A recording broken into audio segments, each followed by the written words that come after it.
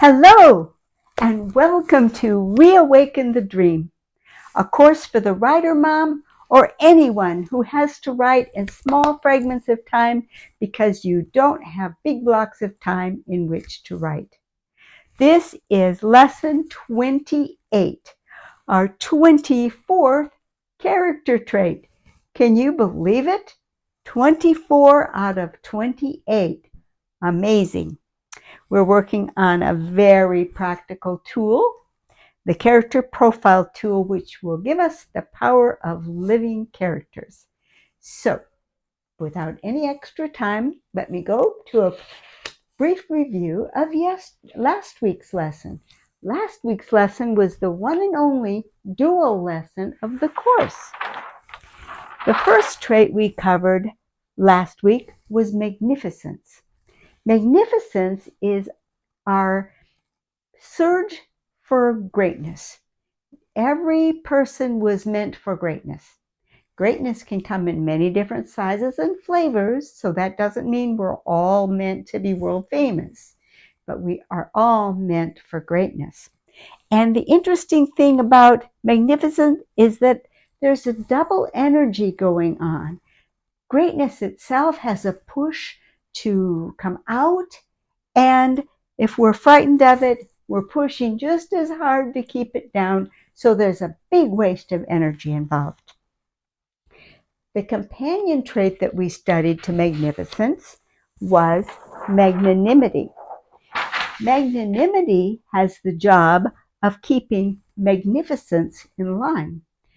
Magnificence should be directed to greatness outside of oneself, or being the best person we can be for the sake of the world. And magnanimity's job is to shepherd and guide magnificence. Also, magnanimity's job is to make sure that if something great does come out, that the credit is shared amongst all of those who contribute to it. And magnanimity's job is to help encourage others to greatness and encourage ourselves to celebrate the greatness of others. So, without further ado then, let's start on this week's character trait.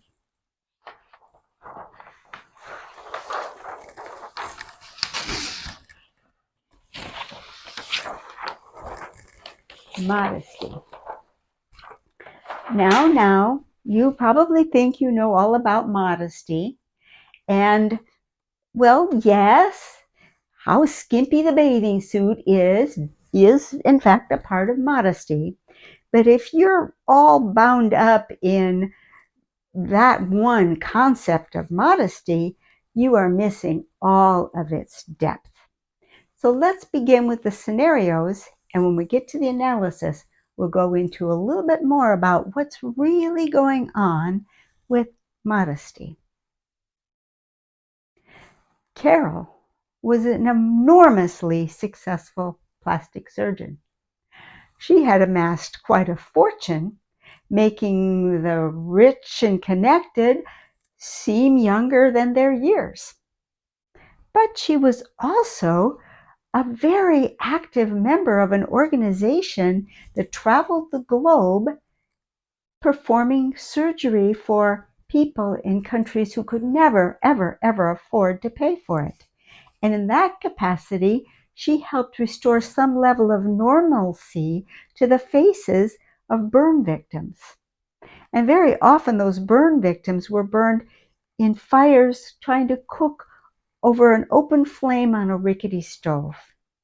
So she paid her own expenses to go on those trips, and that's how she spent her vacations. But boy, oh boy, did she love her gowns. She loved to dress in a way that rivaled the rich people who invited her to their parties. And she loved to hold court there. Modesty. Well, on one of her travels, the mother of a burn victim tried to give Carol a beautiful family heirloom. It was a fabulous belt that was hand bead embroidery, and the grandparent of the mother had made it herself, and she tried to give it to Carol in appreciation for what Carol had done for her child. Well, the organization that Carol worked for had a firm policy you could not accept any gifts, and at that moment Carol deeply understood why that policy was in effect, and so she had to decline the gift. But when she saw how crestfallen the mother was, she got an idea.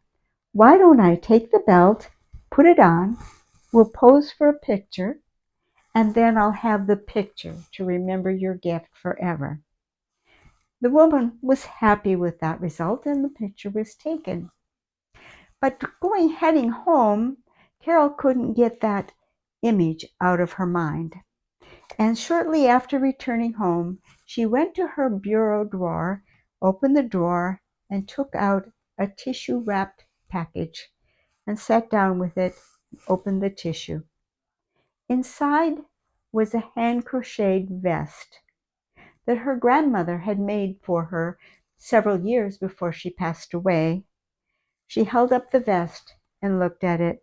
It was lovingly made of the cream color acrylic yarn of the most ordinary sort. Carol thought about the belt that the woman had tried to give her and could see where, if she'd been allowed to take the belt, or if she felt she could, which she couldn't, but if she did have that belt, she has a lovely folk outfit that belt would have been marvelous to go with.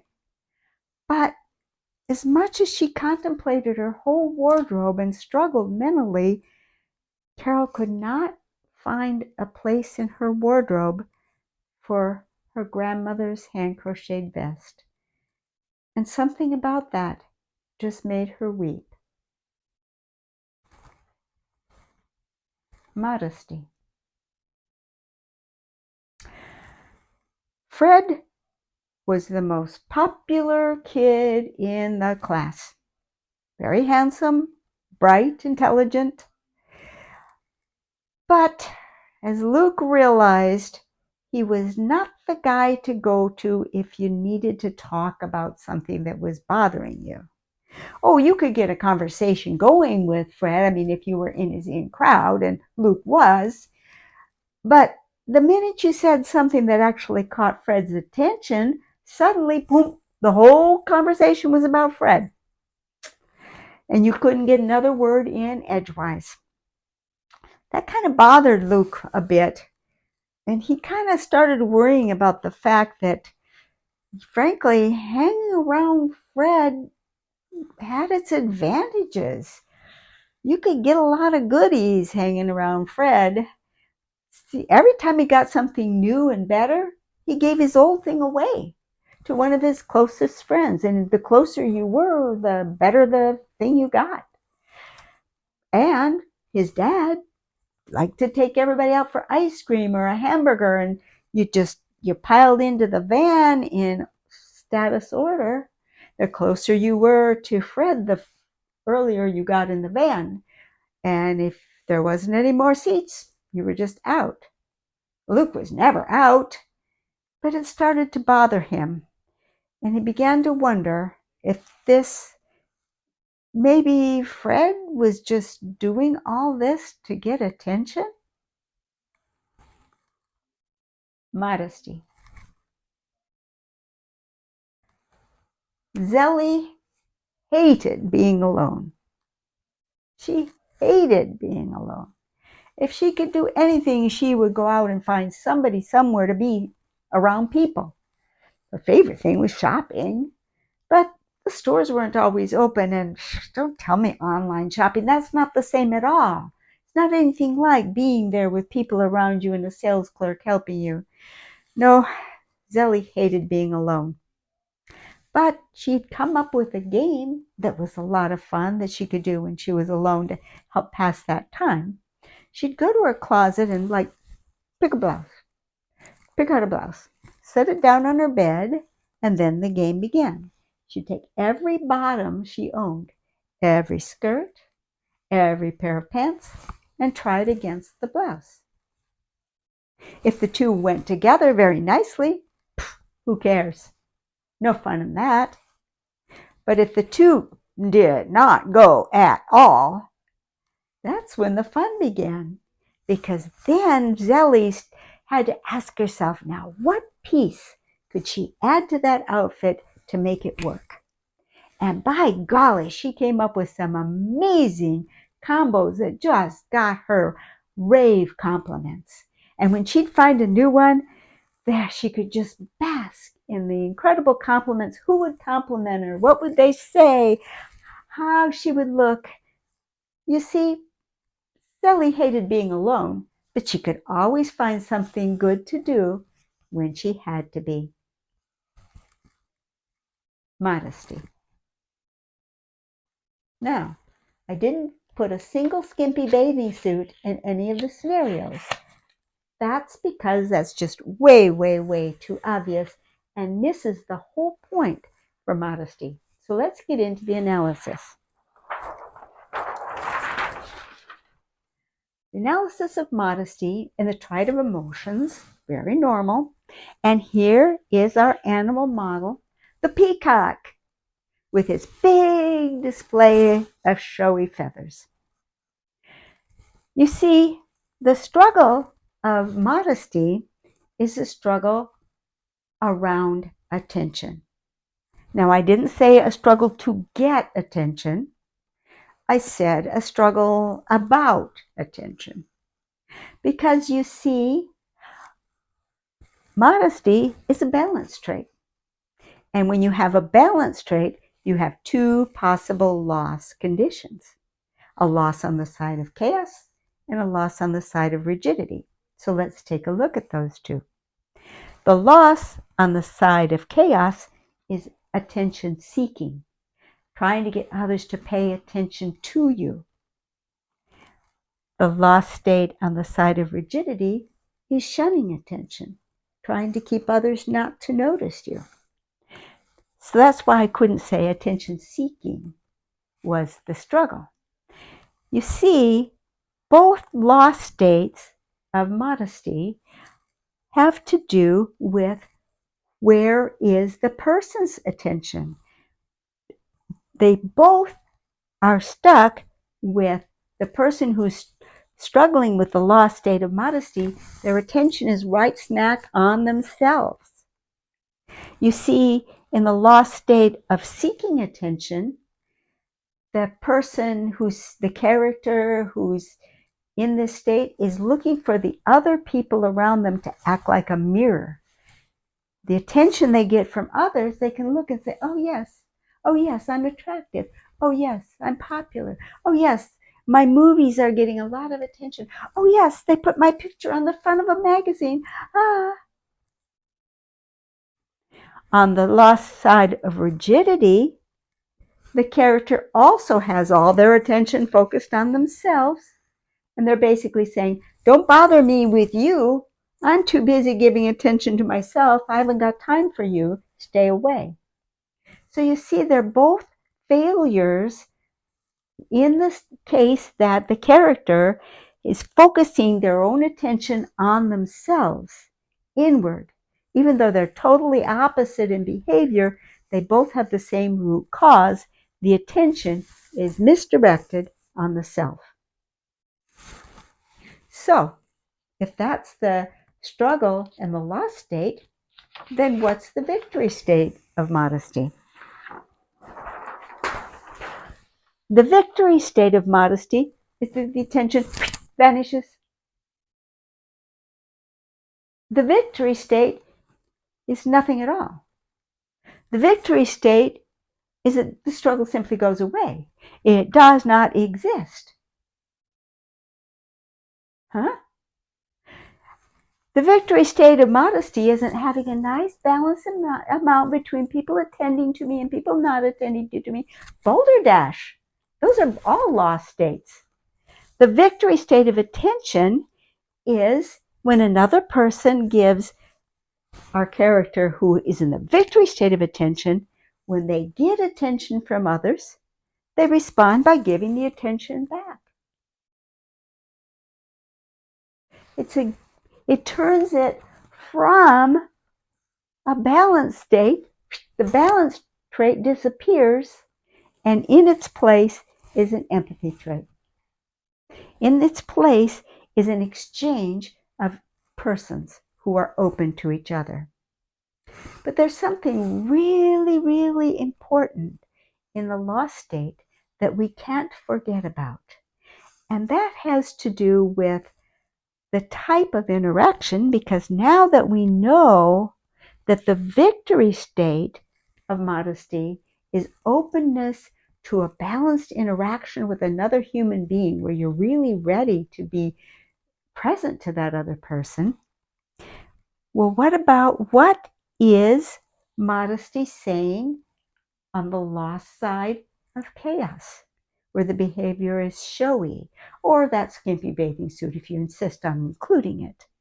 That is that you are basically the character who is acting in a showy way, is basically placing themselves in readiness for a transactional relationship, not a normal balanced exchange, but you give me, I give you.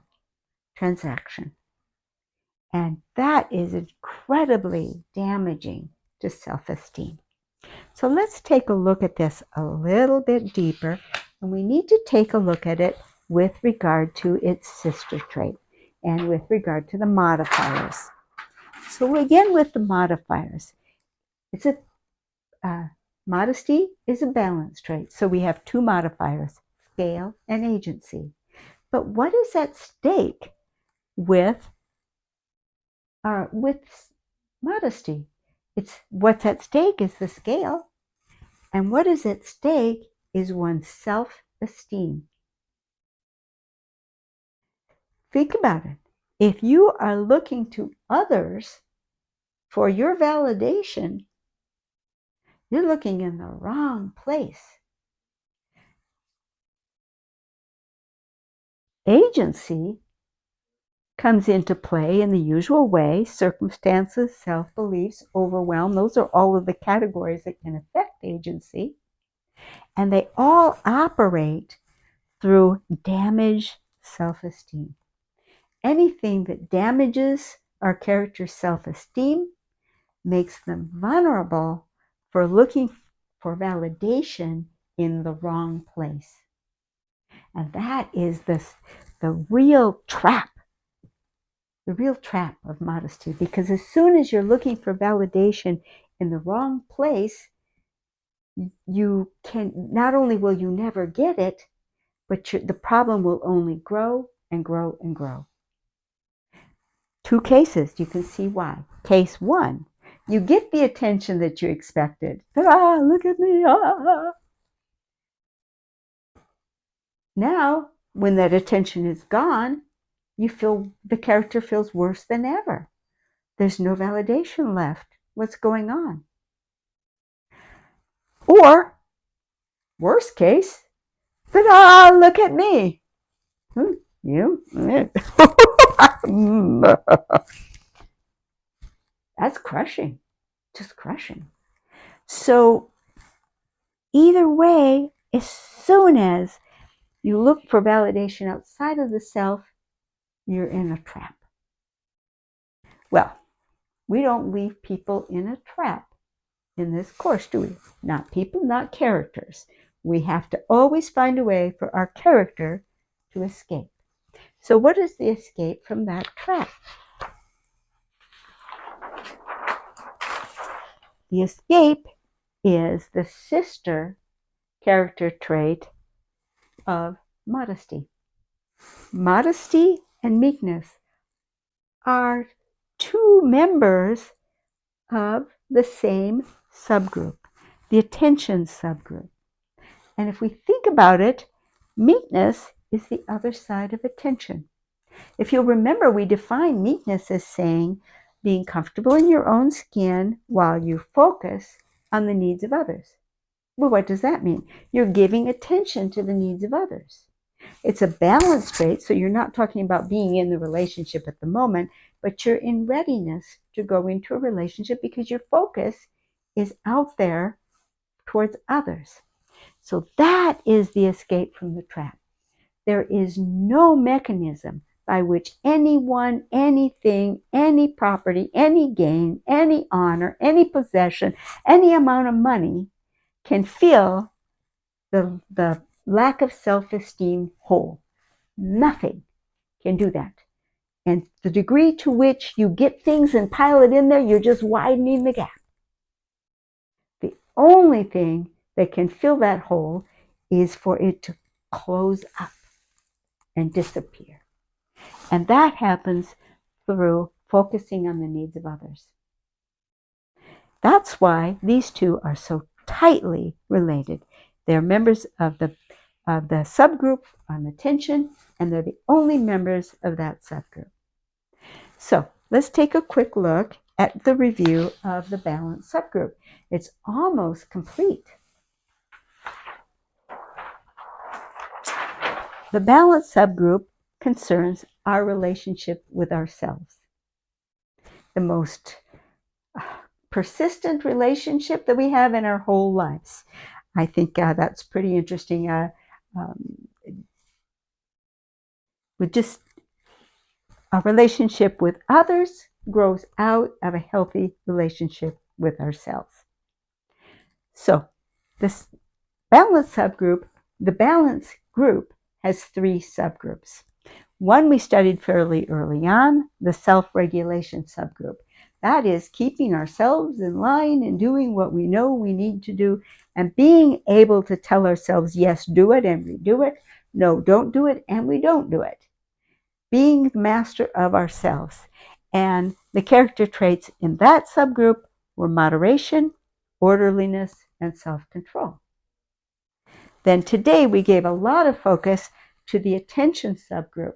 Where's our focus? On ourselves, on others. On ourselves, on others. And that is the meekness and modesty subgroup. And yet there's one more subgroup in that character trait group, and that's the self-assessment subgroup. We've had one of the two character traits.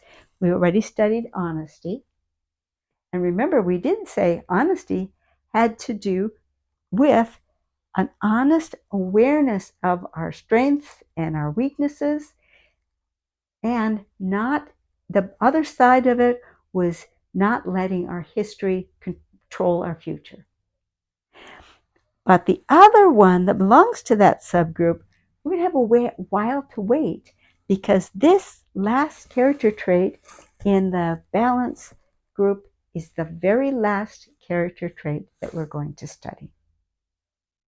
So where do we stand?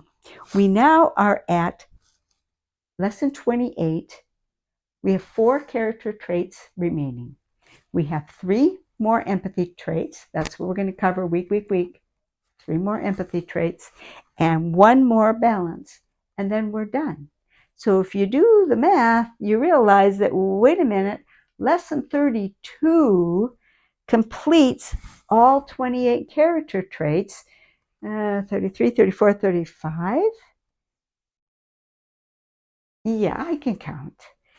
The last 3 lessons, we're going to talk about, they're not really character traits, but they're almost like character traits. You can't hardly have a story without them, but our character can't really work on them the way they can work on character traits. What might they be? Well, you'll have to wait and see. I'm not going to spoil the surprise, but the last 3 lessons will cover those 3 traits. So I hope you will stay with me. We're getting so close to the end, and I'm so proud of you. And I will remind you, way back to the very introductory lesson, we said that I was going to give you 3 superpowers. One was the power of connecting threads. That was with our note box, and how we could keep track of our story. And oh, are you watching the videos that Victoria Crowder is putting out? Oh, she has that stuff knocked. My hat is off to her. Power of connecting threads. My gosh, that lady has a whole A whole web. Also, the second is the one we've been working on for so much time, the power of living characters, so that we can tie into the emotional aspects of our characters just by looking at our character profile diagram. But I promised you a third superpower that would convince you that small amounts of time would indeed add up into something big. And now I can, of course, reveal what that is. And that is the proof that you have, because you've come through 28 lessons and you know you're within sight of completing an entire 35 lesson course that lasts 2/3 of a year, and look at the body of knowledge that that's added up to. And your work can add up in exactly that way. You have proof within yourself that you have that power, because here you are on lesson 28. So we have 3 more empathy traits, 1 more balance trait, 3 mystery aspects of a character, and I will see you next week. Bye-bye.